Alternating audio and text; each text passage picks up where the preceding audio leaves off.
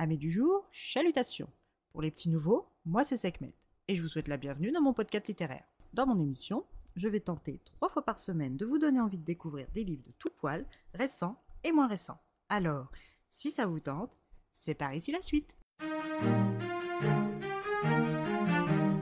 Aujourd'hui, je vais vous présenter Le Fleuve électrique de Victor Fleury et de Vincent Longrive, publié aux éditions Brajlon, collection Steampunk.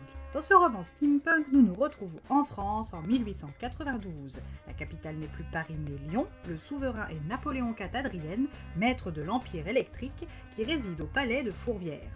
Monsieur Saffré, secrétaire du ministre des colonies, Monsieur Eugène Rougon, reçoit en grande pompe le nouveau roi du Katanga, le roi Ukwatutu, et son écuyer, le lieutenant Kamis.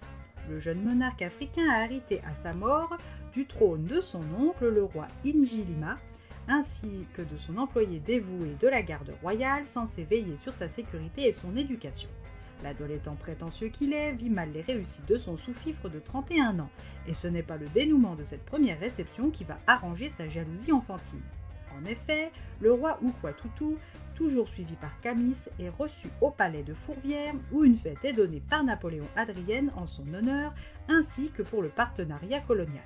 Les festivités commencent tout juste quand Tartarin, le grand veneur impérial, se lance dans un discours clôturé par le dévoilement d'un cadeau pour l'empereur, à savoir un lion blanc. La créature éblouit les invités, à tel point que l'un des convives légèrement éméché précipite la fille du ministre des cultes, mademoiselle Bertille de Fellens, dans son enclos. Le fauve blanc est sur le point de s'attaquer à la demoiselle perchée dans un arbre quand Kamis vient à son secours. Faisant fi du danger, il s'oppose aux fausses féroces avec un couteau et un bouclier pour seule arme. Et aidé par le tir en pleine tête du baron de Tarascon, il sauve la pauvre demoiselle apeurée.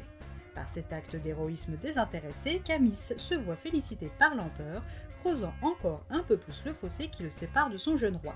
Le soir même, Ukwatutu et Kamis reçoivent la visite du ministre des colonies, Eugène Rougon, dans leurs appartements lyonnais. Le ministre, qui n'a pas manqué les événements au palais de Fourvière, vient lui assigner une mission gouvernementale.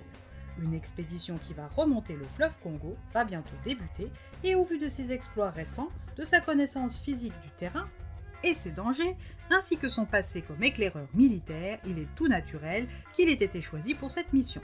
Après avoir exposé les faits, Kamis est nommé émissaire impérial. Il sera accompagné d'un journaliste à la vie de l'empereur, prénommé Gédéon Langflard. Cet homme marié infidèle est un poète frustré, et plutôt que d'écrire un bon article lors de la fête impériale en l'honneur du roi du Katanga, il préfère rejoindre son autrice et maîtresse, la belle Rachilde. Quand il arrive chez elle, elle est en pleine fièvre créatrice, remettant au calendrier grec les espérés moments coquins. Et quand sa femme Suzanne se présente à la porte, rien ne va plus.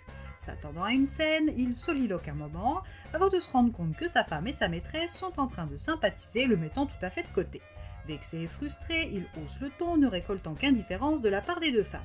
Sa femme lui annonce avoir mis tout en place pour qu'il ne soit plus qu'un couple aux yeux de la société, et sa maîtresse met fin à leur liaison séance tenante. Le lendemain au bureau du journal de son beau-père, M. Walter, qui est aussi son patron, se voit convoqué. M. Walter, accompagné du très redouté M. Frédéric Larsen, le ministre de la Sûreté, propose sans possibilité de refus de couvrir la nouvelle expédition africaine sur le fleuve Congo en compagnie du lieutenant Kamis, dans le but de retracer la guerre de civilisation entreprise par la France.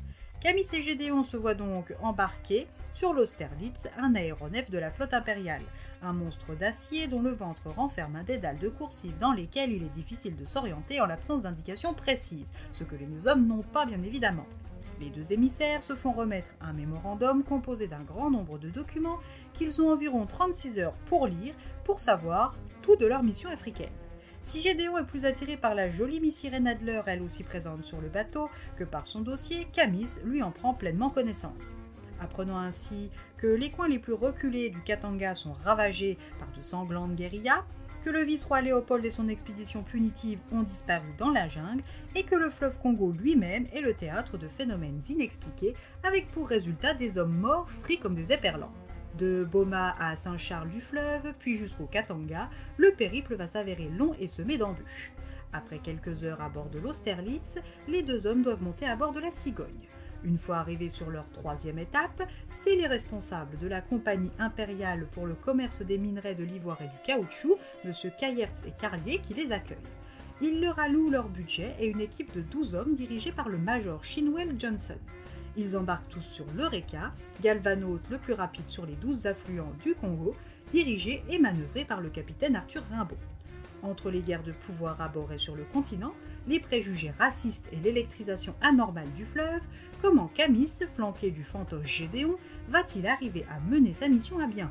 Puis surtout à revenir vivant en France. Que cache réellement cette mission?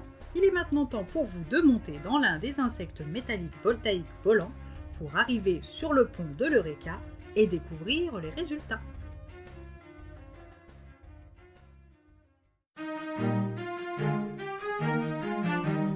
Un roman dynamique, fluide et agréable. La plume est riche, les personnages sont plus complexes qu'il n'y paraît, l'intrigue et ses ramifications nous tiennent en haleine jusqu'au bout. Encore une lecture agréable par un auteur que j'apprécie depuis longtemps. C'est un texte qui pourrait avantageusement venir grossir les pales scolaires avec sa vision du colonialisme et ses dérives. Et bien voilà, j'en ai fini pour aujourd'hui. J'espère que cet épisode vous aura plu et vous aura donné des nouvelles idées de lecture. Si vous souhaitez découvrir d'autres petits bonbons littéraires tout droit sortis de ma bibliothèque, je vous retrouve le samedi 15 juin prochain pour un nouvel épisode. Et si d'ici là je vous manque de trop, n'hésitez pas à me rejoindre sur mon compte Instagram, @leslecturesdeSekhmet. Sur ce, chalut les amis et à la prochaine!